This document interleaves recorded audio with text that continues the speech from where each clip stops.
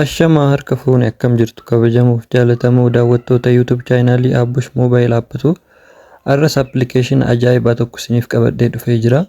Appilikeeshiniin kun faayidaa guddaa isiniif qaba. Hundi keessanuu buufadhaatii itti fayyadamaa isiniin jedha. Appilikeeshiniin kun faayidaa lama qaba. Faayidaan isaa maalinni? Tokkoffaa daataa isiniif qusata.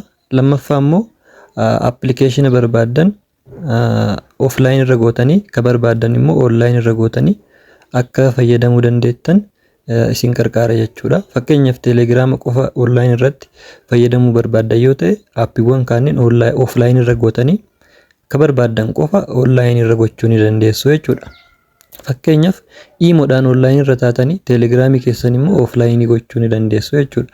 Namni karaa Imootiin qofa online irra jiraachuu keessan akka arguu barbaadan yookaan immoo WhatsApp ta'uu danda'a aappii barbaadan jechuu ka barbaadaniin qofa akka namni online irratti isin argu taasisuu ni danda'a jechuudha. Aappichi kun internet guard jedha. Play Store keessa seentanii argachuu ni dandeessanii. Warroonni Android fayyadamtan Play Store keessa seentanii buufachuu ni dandeessan jechuudha. Play Store keessan irra seentanii iddoo sarchii kanarratti internet guard data saver jettanii sarchii gootan. Internet guard data saver jettanii sarchii gootan jechuudha.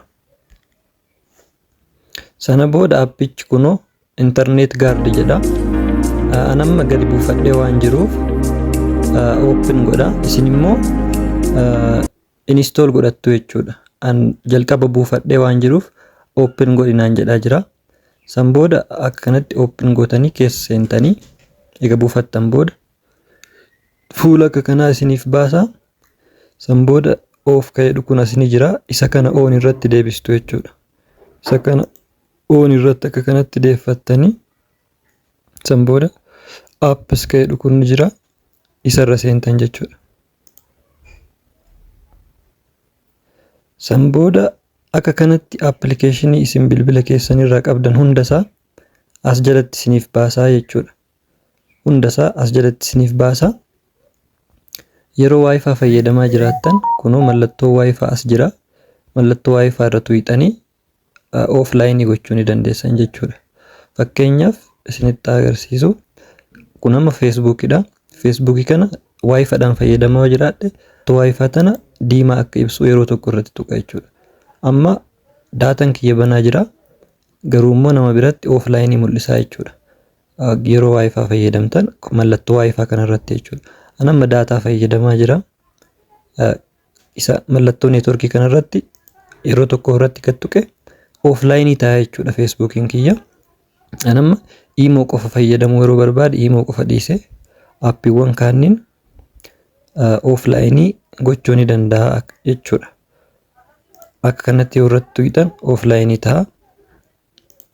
Akkanatti Wi-Fi illee yoo ta'e akkasuma mallattoo Wi-Fi irratti jechuudha. Akkasumallee offline online gochuuf qofa osoo hin taane faayidaan isaa daataa keessan isiniif qusata jechuudha. Maaliif aappii fayyadamtan qofa online akka ta'u gootan kaaniin offline irra keettan daataa keessan isiniif qusata jechuudha. Akkanatti TikTok irra fayyadamaa waan jiraanne mallattoo networkii kana tuqxanii yeroo daataa fayyadamaa jirtan offline gootanii aappiiwwan fayyadamaa jirtan qofa irratti dhiiftanii aappiiwwan kanneen akka kanatti irratti tuqxanii offline yeroo taasiftan daataa keessan isiniif qusataa jechuudha. Faayidaan isaa kana fakkaataa jechuudha.